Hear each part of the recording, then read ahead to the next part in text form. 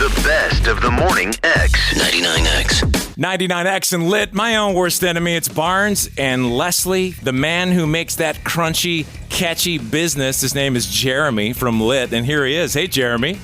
Hey, what's going on, brother? How are you? I'm good. I'm just sitting on the back of the bus right now. We played Key West last night. Ooh, that's a long way back up from there. Yeah, well, we're in Fort Lauderdale tonight, so we just start bebopping around Florida, and we're trying to avoid the snow.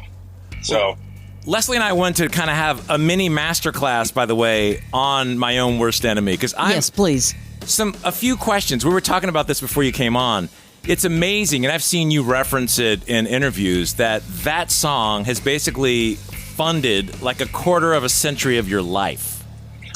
It's a perfect mix of a lot of things. What do you think it is about that song that everyone loves so much, including us? Oh, man. Well, thank you. And hi, Leslie. It's good to see you, Jeremy. We missed you at Christmas carols this year. I know. I'm so sorry. Talking about Butch Walker's party. Oh, Barnes. yeah, cool. I missed it. But anyway, yeah, so I think it's if I knew the answer to that question, I'd have, about 100 more of those. But I think it's just, kind of one of those freaky things where the stars aligned, lightning in a bottle, whatever sort of cheesy metaphor you want to use. But I think it's the simplicity of it, and it's very conversational, and it really doesn't. It kind of breaks all the rules in songwriting. It doesn't have nothing rhymes. There's no pre-chorus. There's no bridge. There's not even really a solo. It just kind of it's back in those days we used to get a song sort of chalked up loosely, and then we'd go in the studio and we would work on the lyrics and fine tune things and kind of polish them up. And that one sort of took off from underneath us before we had a chance to do that. And so sometimes when we're writing now, we try to remember that fact that it's really easy to overthink stuff and overdo stuff, but that song was written in about 15 minutes. Wow. And what you hear is what it was the night in our little sweaty band warehouse in Anaheim, drinking natural lights and But it's got a mixture of a lot of things like nostalgia, self-hatred. I mean, I say that jokingly, but for real. I mean, I think you just connected with people in a lot of ways beyond the technical ways. Yeah, well, and I think, just the subject matter of waking up and regretting what you did the night before is, even if you're sober or whatever planet you live on. I've had people in other countries tell me that's the story of their life, and in very broken English. I'm like, wow, it's crazy. Yeah, it's one of those relatable songs, and then it ends up being like a fixture of the 90s. Jeremy, we're talking to Jeremy from Lit. As Butch Walker moved, from California to Tennessee to Nashville, what was the reason you guys left the OC to come to Nashville?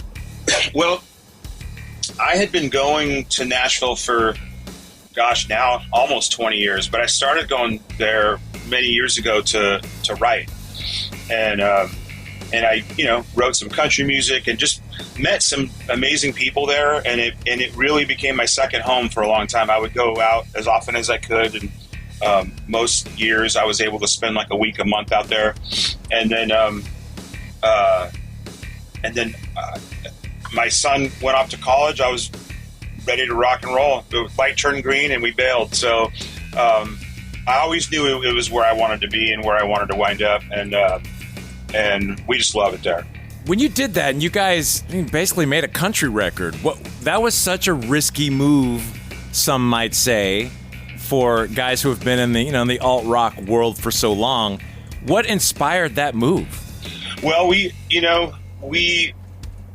had been writing these songs in Nashville, and we had been recording them and demoing them up. And traditionally you would do that, and then you would get other people to sing on them, and you'd pitch them to artists and that kind of thing.